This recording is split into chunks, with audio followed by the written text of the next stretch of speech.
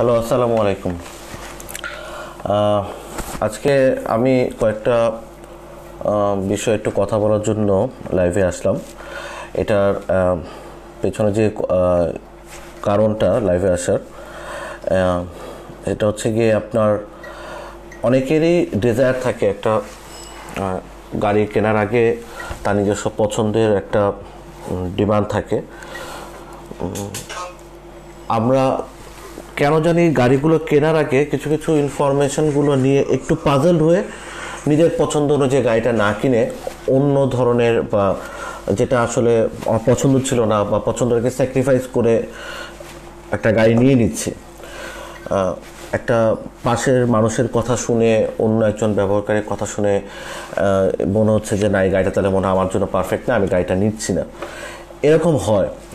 আমাদের অফিসে যখন অনেকের সাথে আমরা কথা বলি, যখন তাদের সাথে বিষয়গুলো ক্লিয়ার করি, তখন অনেকে বুঝতে পারেন যে ঠিক আছে, তাহলে তো এটা নেওয়া যেত আমার পছন্দের গাড়িটা। আমি পার্টিকুলারলি আজকে যেটা নিয়ে কথা বলতে চাচ্ছি সেটা হচ্ছে কি 1800 সিসি যেসব গাড়িগুলো আমাদের বাংলাদেশের মার্কেটে এখন অ্যাভেলেবেল আছে। লাইক আপনি যদি বলেন সিএচআর আছে, তারপরে আপনার এমপিভির ভিতরে আপনার নোয়া বা স্কোয়ার এই গাড়িগুলো আছে, আপনার স্টেশন ওয়াগন বলেন অথবা সেডানের ভিতরে প্রিয়াস আলফা আছে। অনেকে কিন্তু প্রয়োজনের জন্যই প্ল্যান করেন যে এই গাড়িটা আমি নিব, প্রিয়াস অথবা লুকের দিক থেকে চিন্তা করলে একটু অ্যাগ্রেসিভ স্পোর্টি লুকের ক্ষেত্রে সিএচআর অনেকে প্রেফার করেন, বা প্রিয়াসও নিতে চান অনেকে। কিন্তু কেন জানি ওই আপনার রিনিউয়াল ফি বা প্রতি বছর যে টাকাটা দিয়ে আমরা আমাদের কাগজপত্র বা ডকুমেন্ট আপডেট করি, এই রিনিউয়াল ফির ইস্যুটা যখন চলে আসে, তখন এটাকে আমরা খরচ হিসেবে ট্রিটমেন্ট করে এই গাড়িগুলো কিনি না। অনেকের কাছে মনে হয় এটা তো বাড়তি একটা খরচ। আর রিসেন্টলি যেটা হয়েছে 2020 সালে গভর্নমেন্ট আপনার এই খরচগুলো একটু বাড়িয়ে দিয়েছে। এটা এখন আমি এটাকে কাস্টমারের সাথে যখন কথা বলি, তখন আমি একটু জিনিসটা বোঝানোর চেষ্টা করি এমনভাবে যে আপনি এটাকে খরচ হিসেবে ট্রিটমেন্ট দিয়েন না, এটাকে চিন্তা করেন এটা আপনার খরচ না। কেন? কারণ আপনি এই পুরো খরচ যেটা প্রতি বছর আপনি কাগজ বা ডকুমেন্ট আপডেট করার জন্য আপনি এটাকে খরচ হিসেবে চিন্তা করছেন, এটা বেসিক্যালি একটা বড় অংশটাই হচ্ছে কি আপনার অ্যাডভান্স ইনকাম ট্যাক্স বা এআইটি। এই এআইটিটা কিন্তু আপনি রিবেট পেয়ে যাচ্ছেন। আপনি কিন্তু ট্যাক্স ফাইল যদি আপনি সাবমিট করেন প্রতি বছর, আপনি যদি একজন ট্যাক্স পেইং সিটিজেন হন এই দেশের, আপনি কিন্তু টাকা ট্যাক্সগুলো দিচ্ছেন প্রতি বছর রিটার্ন সাবমিট করার সময় ট্যাক্স দিচ্ছেন। এই ট্যাক্সের একটা অংশ আপনি আগেই গাড়িটা যখন ফিটনেস ট্যাক্স টোকেন বা আপনি এআইটির ইস্যুটা আসে, ডকুমেন্ট আপডেটের সময় আসে, তখন আপনি গভর্নমেন্টকে আপনার ট্যাক্সটা ইন অ্যাডভান্স দিয়ে দিচ্ছেন। এই জন্যই এটার নাম হচ্ছে এআইটি। এই এআইটিটাই কিন্তু সবচেয়ে বড়। আমি যদি আপনাকে একটু বলি 1800 সিসির ক্ষেত্রে কি হয়েছে। আগে গাড়িগুলোর ট্যাক্সের এআইটির ফিগারটা ছিল আপনি যেটা 1501 থেকে 2000 সিসি পর্যন্ত, এটা ছিল আপনার 30,000 টাকা। এখন এটা 50,000 টাকা হয়ে গেছে। জাস্ট আপনি যদি চিন্তা করেন 1500 সিসির গাড়িগুলোতে, এগুলো কিন্তু 15,000 টাকা ট্যাক্স ছিল আগে, এআইটি ছিল, এটা এখন 25,000 টাকা হয়ে গেছে। এখন কি আমরা যারা আগে এই 1500 সিসির গাড়ির জন্য 15,000 টাকা ট্যাক্স দিয়ে আসে, তারা যদি এখন 25,000 টাকা থাকে, গাড়ি কি চালানোর ব্যবহার বন্ধ করে দেবে? না। কারণ আপনি যদি চিন্তা করেন একটু লজিক্যালি, এটা এই কনসেপ্টটা অনেকেরই ক্লিয়ার আছে, আবার অনেকেই এটা খুব কমপ্লেক্সভাবে বা কনফিউজড হয়ে চিন্তা করেন। আপনি ট্যাক্স দিচ্ছেন গভর্নমেন্টকে ইন অ্যাডভান্স, এটাই হচ্ছে কি অ্যাডভান্স ইনকাম ট্যাক্স। আপনার টোটাল খরচের ভিতরে এটাই সবচেয়ে বড় অংশ। 1500 সিসি পর্যন্ত যে খরচটা ছিল আগে, এআইটি যেটা ছিল সেটা ছিল 15,000 টাকা, এখন এটা 25,000 টাকা হয়ে গেছে। যেটা আগে 1501 থেকে 2000 সিসি পর্যন্ত ছিল আপনার 25,000 টাকা, 30,000 টাকা, সেটা এখন আপনার 50,000 টাকা হয়ে গেছে। এই খরচগুলো যখন এআইটিটা যখন আপনি দিচ্ছেন, তখন আপনি গভর্নমেন্টকে টাকাটা আগে দিয়ে দিচ্ছেন।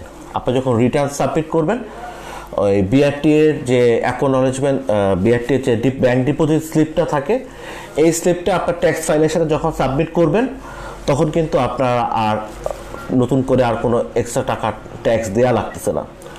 লাইক আমি যদি জিনিসটা একটু এক্সাম্পল আকারে বলি, ধরেন আপনার ইয়ারলি ট্যাক্স আপনি দেন হচ্ছে গিয়ে 60,000 টাকা ইয়ারলি ট্যাক্স দেন আপনি। গত বছর আপনি বা তার আগের বছর এরকম 60, 62 বা 58,000 টাকা এরকম করে ইয়ারলি ট্যাক্স আপনি দিয়ে আসছিলেন। এখন যদি আপনি একটা 1800 সিসির গাড়ি কেনেন, তাহলে আপনি গাড়িটা রেজিস্ট্রেশন করার সময় আপনি 50,000 টাকা এআইটি হিসেবে দিয়ে দিচ্ছেন, মানে ট্যাক্স অ্যাডভান্স দিয়ে দিচ্ছেন 50,000 টাকা। তাহলে আপনার যখন ওই নভেম্বর মাসে যখন আপনি ট্যাক্স সাবমিট করতে যাবেন, ফাইল সাবমিট করতে যাবেন, তখন কি আপনি আবার 60,000 টাকা ট্যাক্স দিবেন? না, আপনি 50,000 টাকা আগেই দিয়ে ফেলেছেন। এখন হয়তো ট্যাক্স ক্যালকুলেশন করার পর বাকি থাকবে হয়তো 8,000 টাকা বা 10,000 টাকা, সেটা আপনি আলাদা করে গভর্নমেন্টের চালানে আপনি সাবমিট করে দেবেন। এই জিনিসটাই খুবই সিম্পল। এখন আপনার যদি মনে হয় যে না, আপনি 60,000 টাকা ইনকাম ট্যাক্স আমার হয় না, আমার ইনকাম ট্যাক্স হয়তো 30,000 টাকা হয়, হ্যাঁ, এখন আপনি যদি এটা দিয়ে রাখেন তাহলে আপনি গভর্নমেন্টকে এক্সট্রা আরও টাকা দিয়ে ফেলছেন, যেটা পরবর্তী বছর ইনকাম ট্যাক্সের সময় আপনি রিবেট নিয়ে নেবেন। আমরা 1800 সিসির গাড়িগুলো কিন্তু যেগুলো বাংলাদেশে এখন খুবই প্রচলিত, সেটার ভিতরে প্রিয়াস বলেন অথবা প্রিয়াস আলফা বলেন, খুবই মিনিংফুল এক একটা গাড়ি, পারপাসফুল এবং খুবই ফুয়েল এফিসিয়েন্ট। আপনি এটাকে এআইটিটাকে যদি খরচ হিসেবে চিন্তা করে গাড়িগুলোকে আপনি না সিলেক্ট করেন, তাহলে আপনার পছন্দটাকেই আপনি আসলে ডিসকারেজ করছেন। বাট আপনি যদি চিন্তা করেন যে আমি তো ট্যাক্স পেয়ে একজন সিটিজেন বাংলাদেশের, আমি চাইলেই এই ট্যাক্স যেটা আমি প্রতি বছরই দিচ্ছি, আমি ইনকাম ট্যাক্সটাকে আমি কেন খরচ মনে করবো? আমি তো অলরেডি ট্যাক্স দিচ্ছি। এখন যারা দিচ্ছেন না বা যারা ট্যাক্স ফাইল সাবমিট করেন না, তাদের কথা আলাদা। এবং তারা কি আসলে আদৌ তাদের নামে একটা গাড়ি রেজিস্ট্রেশন করতে পারেন? আদতে কিন্তু পারেন না, কারণ আপনি যখন একটা গাড়ি রেজিস্ট্রেশন করতে যাবেন তখন কিন্তু আপনার ইনকাম ট্যাক্স সার্টিফিকেট, ই-10 এগুলো কিন্তু লাগে। আর যাদের ই-10 আছে তাদেরকে কিন্তু বাধ্যতামূলকভাবে রিটার্ন সাবমিট করতে হয়। তো আমরা ধরে নিতে পারি যে যারা রিটার্ন সাবমিট করেন, যারা প্রতি বছর ডিউলি ট্যাক্স পে করেন গভর্নমেন্টকে, 1800 সিসি বা এই গাড়িগুলো যখন আপনারা কিনতে যান, তখন এটাকে খরচ না মনে করে আপনি যদি এটাকে প্ল্যান করেন যে এটা আমি গভর্নমেন্টকে আগে ইন অ্যাডভান্স দিয়ে দিচ্ছি, তাহলে এটা আপনার কাছে আর বার্ডেন মনে হবে না। এবং এই কনফিউশনটা আপনি ক্লিয়ার করে নিতে পারেন। কোত্থেকে? আপনি বিআরটিএ ওয়েবসাইটে গেলে আপনি এটার ডিটেলসটা আপনি পেয়ে যাবেন, বা যে কোনো একজন ট্যাক্স লয়ারের সাথে যদি আপনি কথা বলেন, আপনার এই ইস্যুসগুলো অনেকটুকু ক্লিয়ার হয়ে যাবে। আপনি যদি স্পেশালি একটা কথা বলি, যারা 7 সিটার গাড়ি খুঁজতেছেন তাদের ক্ষেত্রে আমাদের বাংলাদেশে কিন্তু খুব বেশি অপশনস অ্যাভেলেবেল নাই। ছোট বা গাড়ির ওয়েট হিসাব করে বা সাইজ হিসাব করে টয়োটা সিএনটা আছে, এটা 1500 সিসির একটা গাড়ি। অনেকের কাছেই হয়তো এই গাড়িটার আউটলুকটা খুব বেশি অ্যাট্রাকটিভ না, সেক্ষেত্রে প্রিয়াস আলফাটা অনেকের কাছে খুব অ্যাট্রাকটিভ গাড়ি হিসাবে, অনেক বেটার 1800 সিসির গাড়ি। আবার আপনি যদি আর একটু বেটার অপশন চান, একটু আউটলুকটা আরও স্পোর্টি অ্যাগ্রেসিভ চান, সেক্ষেত্রে অনেকে সিএচআর পছন্দ করে। বাট আপনি এই গাড়িগুলো যখন পিক করতে যাবেন, তখন 1800 সিসির যে এআইটিটা চলে আসে, তখন এই এআইটির খরচ হিসেবে চিন্তা করে আমরা অনেকেই এই গাড়িগুলো রিফিউজ করতেছি বা কিনতে ভয় পাচ্ছি। এটা আপনি করবেন না। আপনি চাইলে আপনি এই গাড়িগুলো নিতে পারেন।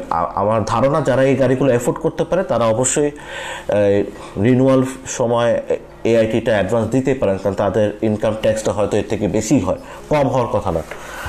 আর এমপিভি বা মাইক্রোবাসের ক্ষেত্রে কিন্তু আপনাদের ইনকাম ট্যাক্স সেটা কিন্তু আগে ছিল 20,000 টাকা, এখন 30,000 টাকা হয়ে আছে।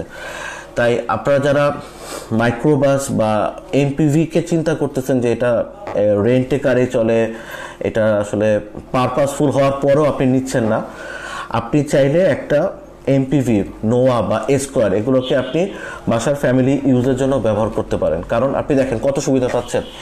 7 সিটার থাকবে এবং একটা প্রপার 7 সিটার, সবাই অ্যাকোমোডেট করতে পারবে এই গাড়িটাতে। 7 জন ফুল অ্যাডাল্ট এই গাড়িটাতে অ্যাকোমোডেট হয়ে যায়।